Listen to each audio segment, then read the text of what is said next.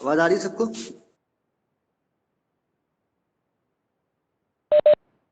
Hello. Yes sir. Okay चलिए देखिए।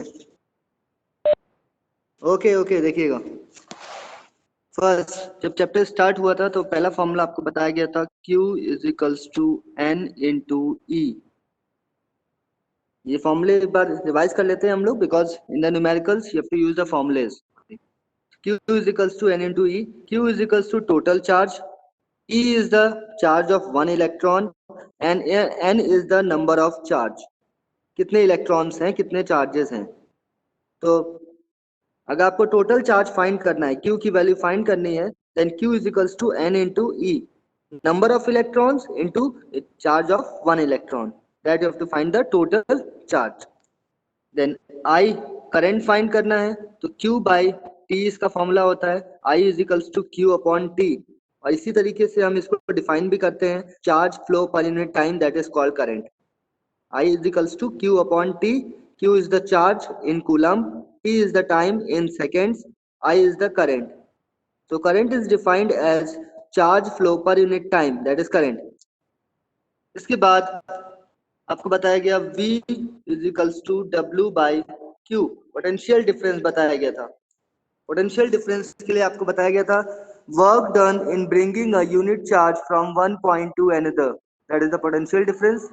मतलब एक पॉइंट को, एक चार्ज को एक पॉइंट से दूसरे पॉइंट तक ले जाने में जो मुझे वर्क डन करना पड़ता है, that is the potential difference. So V is equals to W by Q। ये फॉर्मूला था work done in joule, Q in coulomb and V in volt. ये यूनिट्स होती हैं। इसके बाद आपको बताया था ओम्स लॉ। इसके बाद आपने स्टार्ट बताया गया था आपको ओम्स लॉ, ओम्स लॉ। और ओम्स लॉ में बताया गया था V is directly proportional to I, voltage is directly proportional to current. और ये डायरेक्टली प्रोपोर्शनल का सिंबल आप रिमूव करते हैं या फिर कह सकते हैं V upon I is equals to constant. V upon I equals to constant, that is V upon I is equals to R. Resistance V in volt, I in current, sorry I in ampere and resistance in ohm. और ohms law आप define कर सकते हैं, the potential difference in an electric circuit, the potential difference across the two ends of the conductor is directly proportional to the current flowing in the conductor at constant temperature. Temperature की value constant होनी चाहिए, वो लिखना compulsory है, temperature constant रहेगा। In any electric circuit the potential difference across the two ends of the conductor is directly proportional to the current flowing in the conductor at constant temperature. This is the definition for Ohm's law. इसके बाद आता है, अगर Ohm's law पढ़ लिया, यहाँ पे resistance R एक वर्ड आ रहा है, एक लेटर आ रहा है आर, दैट इज रेजिस्टेंस। तो रेजिस्टेंस की डेफिनेशन क्या होती है? What is the definition of resistance? It is the property of the conductor to resist the flow of charges. ये हर कंडक्टर की अलग अलग प्रॉपर्टी होती है जिससे वो चार्ज के फ्लो को अपोज करता है, रेजिस्ट करता है। It is the property of the conductor to resist the flow of charges R. अब ये कंडक्टर की प्रॉपर्टी है तो डिफरेंट डिफरेंट फैक्टर्स पे डिपेंड करती होगी। तो आर बहुत से अलग अलग फैक्टर्स पे डिपेंड करता है। लाइक हम कह सकते हैं R is directly proportional to L, R is inversely proportional to area, R और किस पे डिपेंड करता है? डायरेक्टली प्रोपोर्शनल टू टेम्परेचर होता है। एंड आर डिपेंड करता है हमारा नेचर ऑफ मटेरियल पे। पहला लेंथ पे डिपेंड करता है, लेंथ जितनी बड़ी होगी रेजिस्टेंस उतना ज्यादा होगा।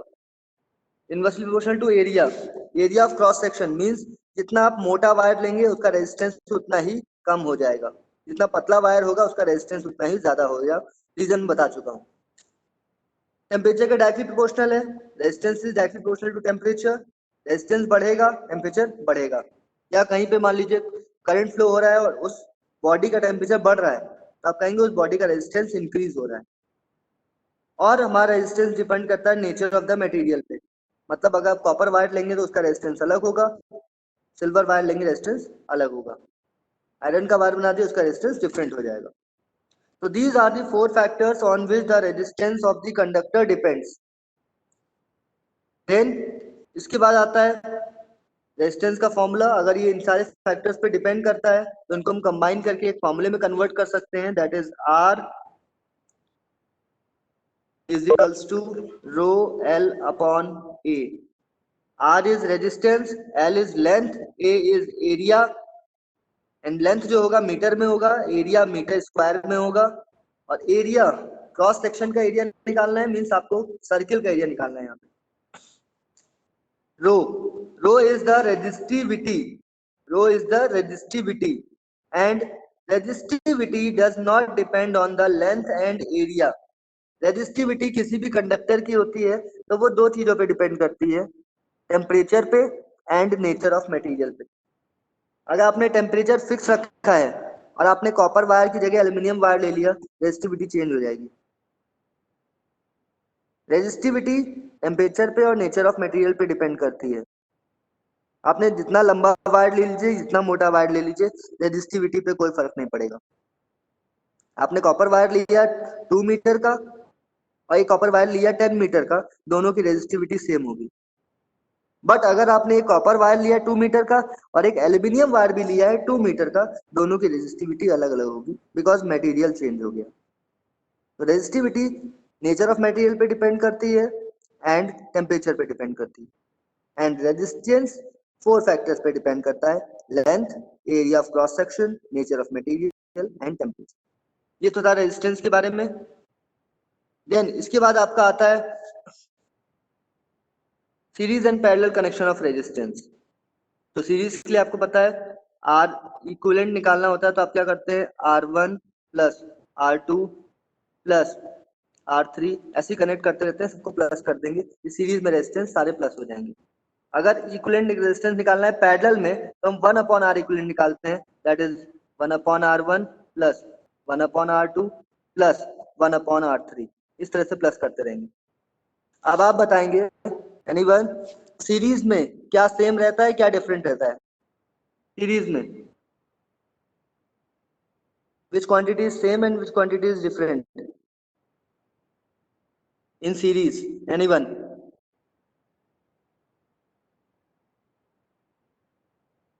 Current is same and what is different in series? Potential. But voltage varies. Okay, V varies, I same, मतलब करंट की वैल्यू सेम होगी, V की वैल्यू डिफरेंट हो जाएगी। एंड पैरेलल में जस्ट ऑपोजिट हो जाएगा, V सेम हो जाएगा एंड करंट का वैल्यू वेरी कर जाएगा। Okay, that is good. ये था सीरीज एंड पैरेलल कनेक्शन के बारे में। इसके बाद आपका आता है heating effect of electric current. Heating effect of electric current में आपको बताया था H is equals to H is directly proportional to I square, आप कह सकते हैं H is directly proportional to R and H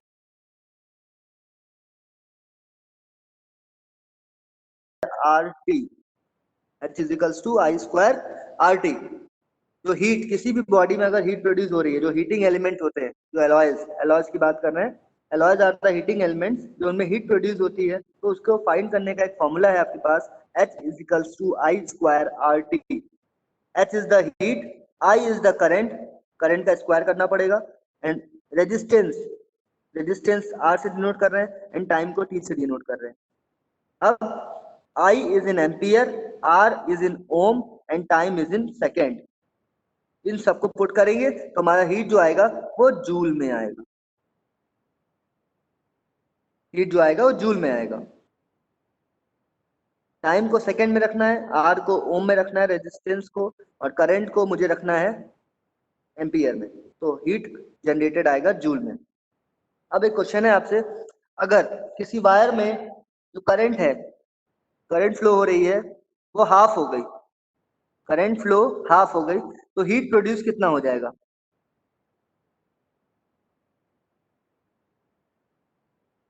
किसी वायर में करंट अगर आधी हो गई तो हीट प्रोड्यूस कितना होगा?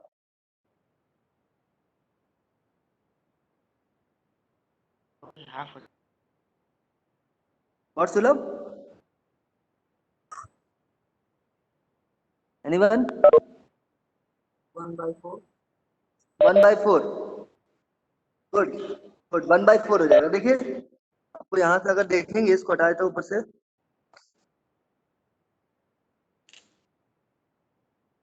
H is equals to I square R T है, तो H is equals to I square मतलब हाफ है, तो हाफ का स्क्वायर कर देंगे आर टी आई। करंट पहले का आधा हो गई है तो हाफ ऑफ आई, तो H इज इक्वल्स टू ये आ जाएगा 1/4 आई स्क्वायर आर टी। पहले मेरा जो हीट प्रोड्यूस था, देखिएगा पहले मेरा जो हीट प्रोड्यूस था ये था H is equals to I square R T, और उसके बाद करंट हाफ हो गई, तो करंट हाफ होने के बाद जो हीट प्रोड्यूस आया है वो ये आया है। दोनों को मैंने रेक्टेंगल में ड्रॉ कर दिया, देखिएगा that is the first and that is second. पहले जो मेरा हीट प्रोड्यूस था वो सिंपल था H is equals to I square R T, first वाला पार्ट। उसके बाद जब मैंने करंट को हाफ कर दिया, करंट हाफ पुट किया, हाफ ऑफ आई स्क्वायर, तो मेरा सेकेंड वाला पार्ट है हीट प्रोड्यूस आ गया, heat produce is equals to 1/4 I square R T. तो आप देख रहे हैं पहले वाले में आई स्क्वायर आर टी है, दूसरे वाले में 1/4 आई स्क्वायर आर टी है। मीन्स जो हीट प्रोड्यूस है वो पहले का 1/4 हो गया है, 4 गुना कम हो गया है। This is about the heating effect of electric current. इसकी हम बात करते हैं पावर की। We have to learn different formulas of power. Power के हमको बहुत सारे फॉर्मूले लर्न करने हैं, लर्न क्या हम उसको डिराइव भी कर सकते हैं। जैसे sorry P is equals to V into I, ये फॉर्मूला होता है। Power is equals to voltage into current. अब अगर V का वैल्यू पुट कर दूं, V का वैल्यू होता है V इज इक्वल्स टू होता है आई आर। P हो जाएगा, V की जगह आई आर पुट कर देंगे तो आई आर इंटू आई, ये हो जाएगा आई स्क्वायर आर। ये पावर का फॉर्मूला नया आ गया एक। देखिए मैंने कुछ नहीं किया, बस मैंने जो यहाँ पे V का वैल्यू दे रखा था, V का वैल्यू होता है आई आर, तो V की जगह मैंने आई आर रख दिया। फॉर्मूला हो गया P is equals to I square R. अब मेरे पास फॉर्मूला है P is equals to V into I. इस बार V को ना हटा के मैं I को हटा देता हूँ, तो I का फॉर्मूला होता है V अपॉन आर।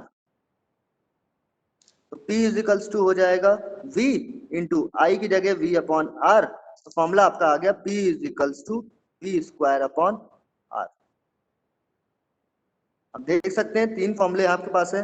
एक तो ये फॉर्मूला है जो लास्ट में निकल के आया है, एक फॉर्मूला यहाँ निकला था P is equals to I square R, और एक है P is equals to V into I. 3 फॉर्मूले आपके पास, P is equals to V into I, P is equals to I square R, P is equals to V square by R. और different फॉर्मूले आप different places पे apply करेंगे according to the given. आपको given क्या है, अगर आपको आर गिवन है, रेजिस्टेंस और करंट गिवन है, तो आप ये वाला फॉर्मूला अप्लाई करेंगे। सेकंड, करंट और वोल्टेज गिवन है तो आप डायरेक्टली फर्स्ट फॉर्मूले से फाइंड कर सकते हैं। अगर वोल्टेज और रेजिस्टेंस गिवन है तो आपको थर्ड वाला फॉर्मूला अप्लाई करना पड़ेगा।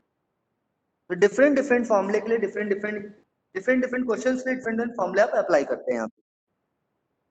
अब एट लास्ट आता है आपका how to calculate the electricity bill. तो इलेक्ट्रिसिटी बिल कैलकुलेट करने के लिए आपको बताया था, पहले टोटल एनर्जी कंज्यूम करते हैं। Total energy is equals to power into time, कितने पावर का अप्लायंस है और कितने टाइम जल रहा है, वहां से आपकी एनर्जी आ जाती है।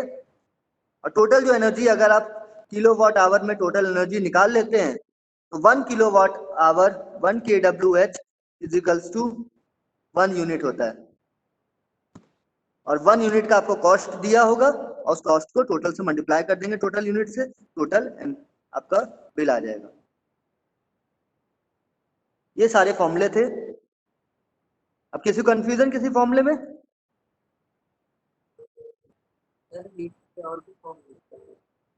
What happen?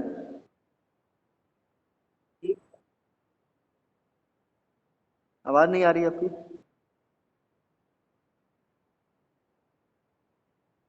Hello hello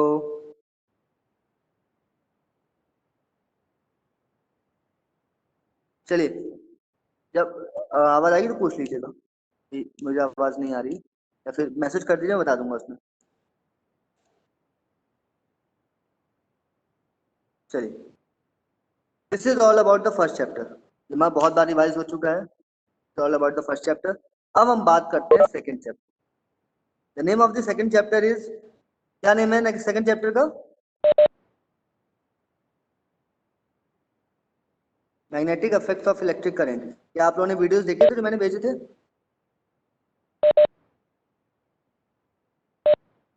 you have seen? अभी जो मैंने वीडियोस भेजे थे वो देखे थे आपने?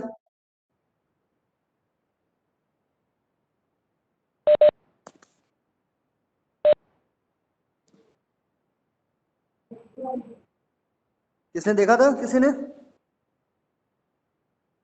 Girls and boys? Saumya, Aarti, Rajat, Neetu, Rishabh, Pariket, Riya, Sukriti, देखा वीडियो?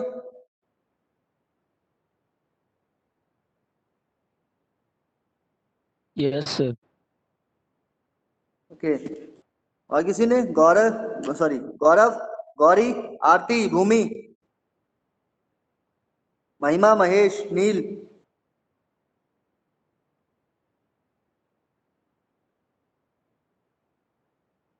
आप लोगों ने वीडियोस ही नहीं देखे हैं? आवाज तो सबको आ रही है ना, कि आवाज ही नहीं आ रही मेरी? उससे सुनाई ना दे रहा हो? आवाज सबको आ रही है, बट आप लोग वीडियोस नहीं देखे हैं मेरे। देख लीजिएगा उसको, देखिए उसमें यही बताया गया था, जैसे चैप्टर का नाम आपका है magnetic effect of electric current, तो चैप्टर का नाम यही क्यों रखा गया? वो सिंपल कह सकते थे मैग्नेटिक इफेक्ट्स या फिर मैग्नेटिज्म। चैप्टर का नाम वो भी ये भी रख सकते थे, मैग्नेटिज्म, या फिर कह देते मैग्नेटिक इफेक्ट्स। तो उन्होंने magnetic effects of electric current यही चैप्टर का नाम क्यों रखा है? कोई बता सकता है? देखिए चैप्टर का नाम क्लियर होगा तब मुझे समझ में, तब आपको ये समझ में आ जाएगा चैप्टर में आपको पढ़ना क्या है। एनीवन? सर क्योंकि इलेक्ट्रिक करंट में भी मैग्नेट होता है। इलेक्ट्रिक करंट में भी मैग्नेट होता है, बता रहे हैं सही, लेकिन कुछ गलत है। देखिए इलेक्ट्रिक करंट में मैग्नेट नहीं होता है, जहां पे भी इलेक्ट्रिक करंट फ्लो हो रही होगी उसके अराउंड मैग्नेटिक फील्ड जनरेट होगी, उसके आसपास मैग्नेटिक फील्ड जनरेट हो जाएगी। देखिएगा चैप्टर का नाम magnetic effect of electric current इसलिए है क्योंकि magnetic effect of electric current मतलब कि इलेक्ट्रिक करंट की हेल्प से भी मैं मैग्नेटिक इफेक्ट को प्रोड्यूस कर सकता हूं। मतलब किसी भी वायर में अगर करंट फ्लो हो रहा है, if a current is flowing in any wire, then there is a magnetic field around that wire. जैसे अगर मैं डायग्राम ड्रॉ करूं तो इस तरह से आप कह सकते हैं,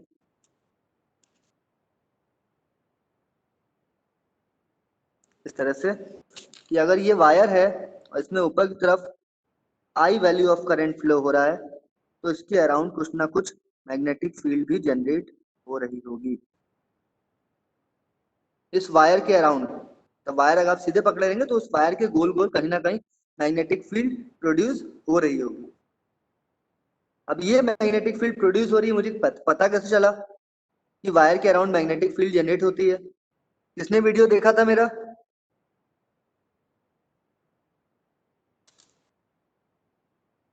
सर कंपास से ओके, मैग्नेटिक कंपास देखा है आपने? मूवीज देखी होंगी तो मैग्नेटिक कंपास उसमें शो किया जाता है जब कोई सी में ट्रेवल कर रहा होता है, सी में कोई जा रहा होता है, तो उसको जब बीच समुद्र में पहुंच जाएगा उसको डायरेक्शन को पता नहीं चलेगा कि कहाँ पे नॉर्थ साउथ ईस्ट वेस्ट कहाँ है, तो एक मैग्नेटिक कंपास लेके चलता है। इस तरह का मैग्नेटिक कंपास होता है, उसमें एक निडल होती है इस तरह से, उसमें लिखा होता है नॉर्थ साउथ वेस्ट ईस्ट ऐसे लिखा होता है। तो उसमें जैसे वो मैग्नेटिक कंपास अपने हाथ में निकालेगा तो वो जो मैग्नेट ये है जो निडल है ये अपने आप नॉर्थ साउथ डायरेक्शन में अरेंज हो जाएगी, ये नॉर्थ साउथ डायरेक्शन में ही अरेंज रहेगी। इस निडल पे लिखा होता है, सॉरी यहाँ नहीं लिखा होता है, इस निडल पे लिखा होता है नॉर्थ, जैसे इस तरह से इस निडल पे लिखा होता है यहाँ पे नॉर्थ और यहाँ पे लिखा होता है साउथ। और जैसे ही ये इसको पुट करेगा टेबल पे या कहीं भी रखेगा तो इसमें नॉर्थ साउथ डायरेक्शन में निडल अरेंज होगी हमेशा, तो उसको पता चल जाएगा जिस डायरेक्शन में अरेंज हुआ वो नॉर्थ है, पीछे साउथ है, राइट साइड ईस्ट है और लेफ्ट साइड वेस्ट है, उसको नॉलेज हो जाएगी। You have seen magnetic compass और नॉट? यस सर और बाकी लोगों ने देखा है मैग्नेटिक कंपास? Yes sir. तो मैग्नेटिक, हाँ तो मैग्नेटिक कंपास आपका बीच में निडल होती है और वो जो निडल है आपकी that is the magnet, bar magnet, जो आपने बार मैग्नेट देखा है जिसमें नॉर्थ पोल साउथ पोल होते हैं, तो वो उसी टाइप का बार मैग्नेट है ये निडल। इसमें भी north pole and south pole है और ये नॉर्थ साउथ की डायरेक्शन में अरेंज हो जाती है हमेशा। तो अब देखिए, अब पता कैसे चला कि किसी भी वायर के अराउंड मैग्नेटिक फील्ड जनरेट हो रही है? एक मुझे क्वेश्चन बताइएगा पहले, अब ये सब हटा देते हैं, मुझे क्वेश्चन बताइएगा।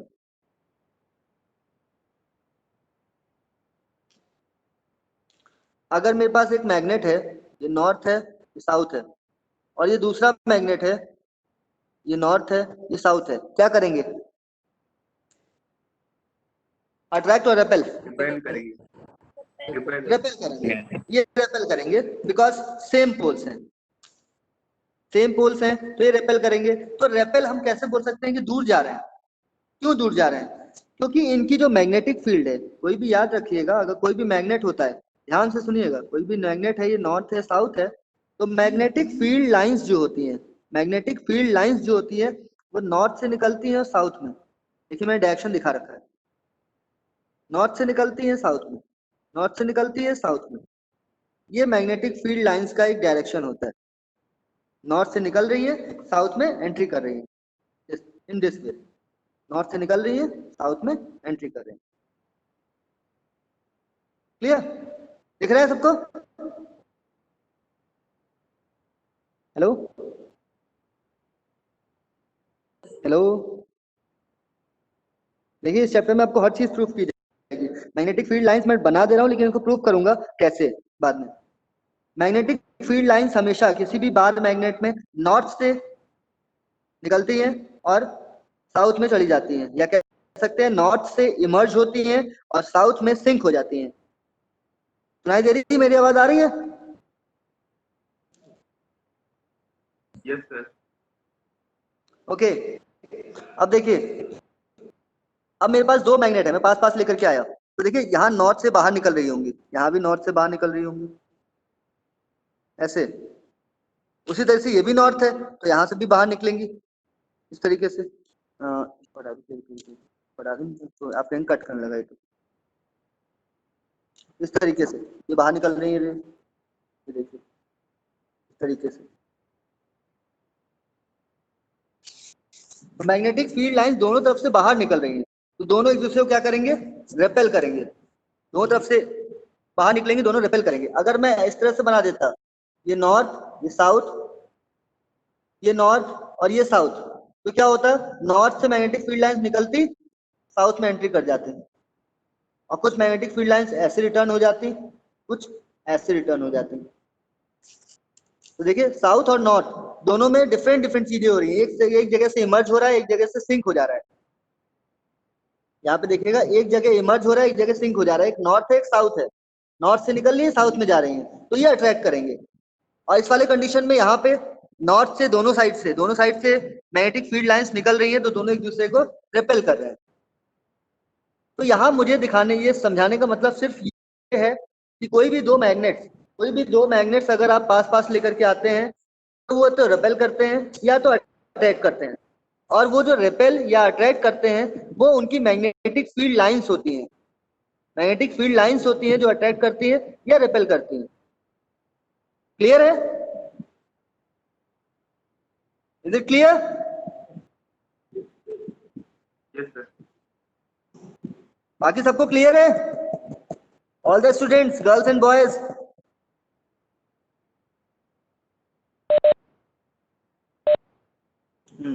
चलिए हम देखते हैं नेक्स्ट।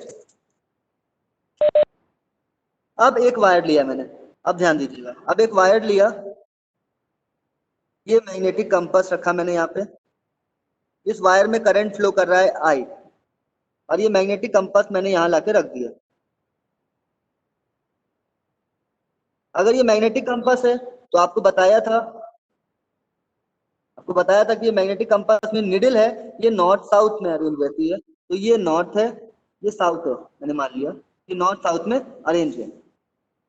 और अगर ये निडल बाहर मैग्नेट है तो इसमें भी मैग्नेटिक फील्ड लाइंस प्रोड्यूस होंगी, मैग्नेटिक फील्ड लाइंस प्रोड्यूस होंगी, तो इस तरह से होगा, नॉर्थ से निकलेंगी साउथ में जाएंगी मैग्नेटिक फील्ड लाइंस, इस तरीके से।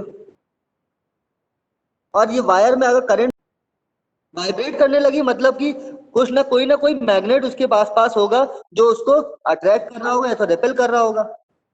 अब मुझे नहीं पता कौन सा मैग्नेट है। फिर से मैंने क्या किया, एक करंट कैरिंग वायर के पास लेकर के आया, तो वायर में करंट फ्लो हो रहा है और जो निडल जैसे उसके पास जा रही है ये वाइब्रेट करने लग रही है। जैसे ही मैं करंट को ऑफ कर दे रहा हूँ, निडल नॉर्थ साउथ डायरेक्शन में अरेंज हो जा रही है। जैसे ही फिर करंट को ऑन कर रहा हूँ, फिर ये वाइब्रेट कर रही है।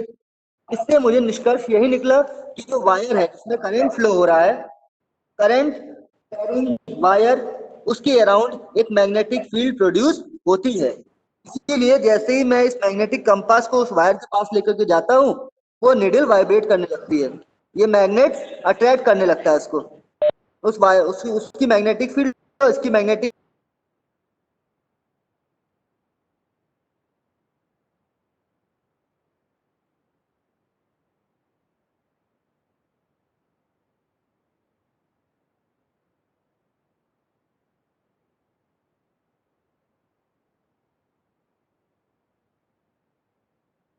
एक सर्किट बनाया गया, ध्यान सुनिएगा।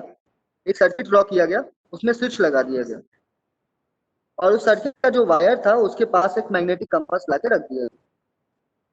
जैसे जब स्विच ऑफ था तब देखा कि magnetic compass north south direction में है।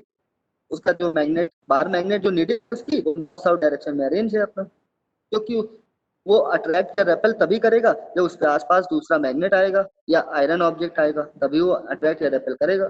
तो उसके आसपास कुछ नहीं था, तो आराम से नॉर्थ साउथ डायरेक्शन में अरेंज थी। मैंने जैसे ही करंट को ऑन किया, मैंने देखा कि उसमें वाइब्रेशन स्टार्ट हो गया इसकी नीडल में। मुझे समझ में नहीं आया कि ये कैसे हो रहा है। फिर मैंने करंट को ऑफ कर दिया।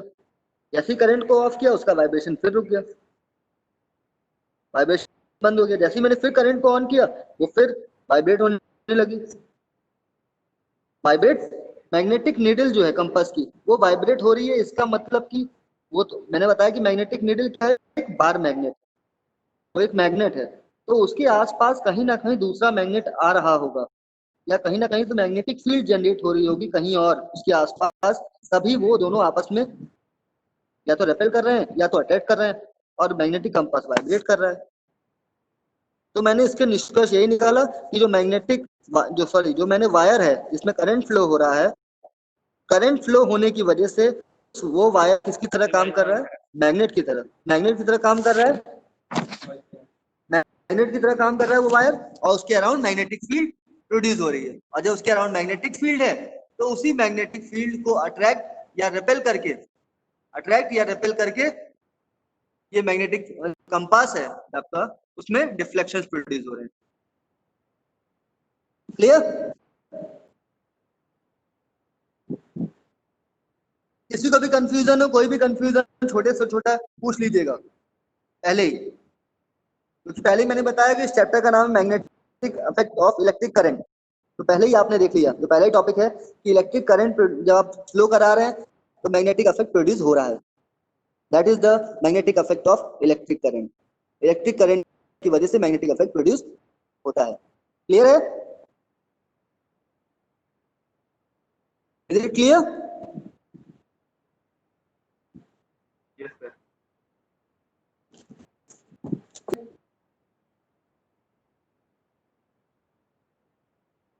चलिए देखिए, लास्ट टाइम इसको पढ़िएगा एक बार। हाँ, क्या हुआ? हाँ पूछिए, पूछिए।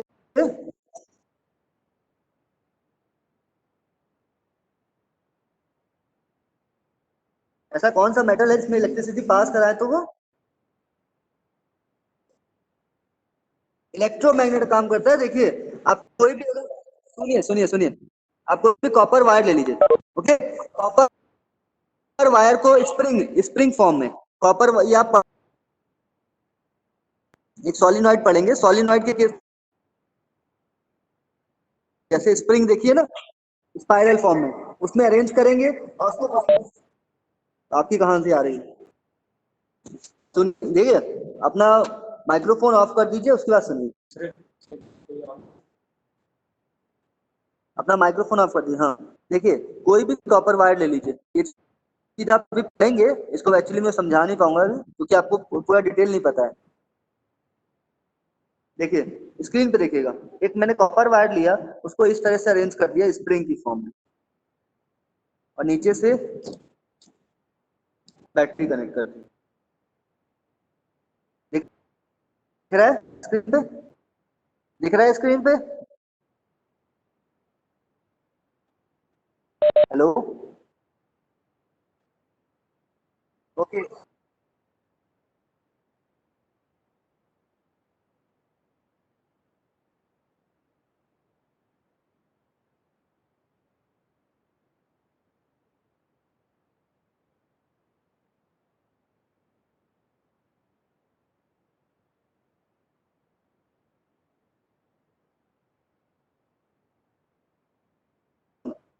अब देखिए जो मैं तभी समझा रहा था अभी तक, उसको देख लीजिएगा एक बार फिर से।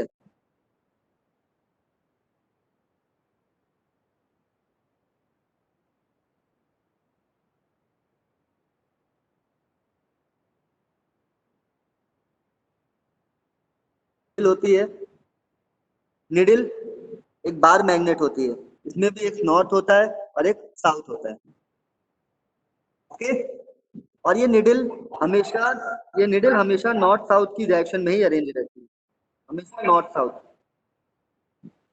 ये निडिल हमेशा नॉर्थ साउथ की डायरेक्शन में अरेंज रहती है। और इससे पहले मैंने आपको समझाया था, कोई भी बार मैग्नेट है वो मूव तभी करेगा जब उसके आसपास दूसरा मैग्नेट आएगा, या तो वो उसको अट्रैक्ट करेगा या तो उसको रिपेल करेगा, नहीं तो वो बार मैग्नेट बिल्कुल लोनली पड़ा रहेगा। आप एक बार मैग्नेट लेके आइए, उसको रख दीजिए, वो मूव नहीं करेगा जब तक उसके आसपास दूसरा मैग्नेट या दूसरा आयरन ऑब्जेक्ट ना आ जाए उसको मूव करवाने।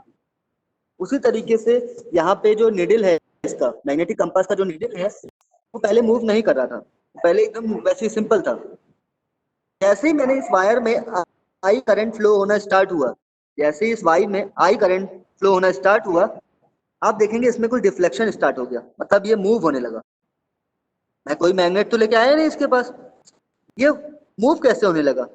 मतलब इसके आसपास कहीं ना कहीं कोई मैग्नेटिक फील्ड प्रोड्यूस हुई होगी, तभी ये अपने वहां से मूव कर रहा है, तभी ये अपने डायरेक्शन अपने इस प्लेस से मूव कर रहा है। मैंने करंट को ऑफ किया तो फिर इसका मूवमेंट बंद हो गया, वाइब्रेशन बंद हो गया इसमें। फिर मैंने करंट को ऑन किया तो इसमें फिर वाइब्रेशन स्टार्ट हो गए। इसका मतलब जो इस वायर में, इस क्या कह सकते हैं इसको, मैग्नेटिक कंपास में जो मूवमेंट हो रहा था, जो इसकी निडल में मूवमेंट हो रहा था, it is due to the current flowing in the conductor. और इसमें मूवमेंट हो रहा है, मतलब कहीं ना कहीं से मैग्नेटिक फील्ड है, तो करंट जब किसी भी वायर में फ्लो करती है तो उसके अराउंड मैग्नेटिक फील्ड प्रोड्यूस होती है। ये मैंने यहाँ से प्रूफ किया। बार बार मैं करंट को ऑफ कर रहा हूँ तो कुछ नहीं हो रहा है मूवमेंट, जैसे मैं करंट को ऑन कर दे रहा हूँ मूवमेंट स्टार्ट हो जा रहा है। ये अपने डायरेक्शन या तो उसको अट्रैक्ट करेगा या तो उसको रिपेल करेगा, तो उसमें मूवमेंट स्टार्ट हो जा रहा है, वाइब्रेशन स्टार्ट हो जा रहा है। तो यहीं से हम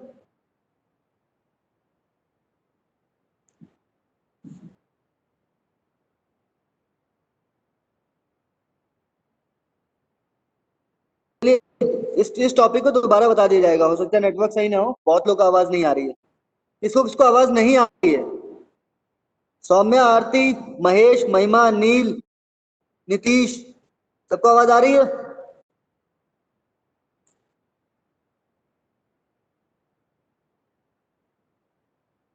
ध्रुव, Yes, sir. नील, नीतू, रजत, ऋषभ, सौम्या, सुकृति, सुलभ, विनम्र, योगेश, क्लियर है ये पॉइंट? Yes, sir. सर ये पॉइंट बताया गया, सबको क्लियर है? ओके, चलिए हम ये क्लास यहीं पे एंड करते हैं। एंड एक बात याद रखिएगा, अगर आपकी फीस डिपॉजिट नहीं होगी तो आप एग्जाम नहीं दे पाएंगे क्वार्टरली, इसलिए प्लीज अपनी फीस डिपॉजिट करिए। अंटिल मई तक तो डिपॉजिट करिए, अप्रैल मई तक, बिकॉज इट डिपेंड्स। अगर आप फीस जमा करेंगे then you can log in and give your exam.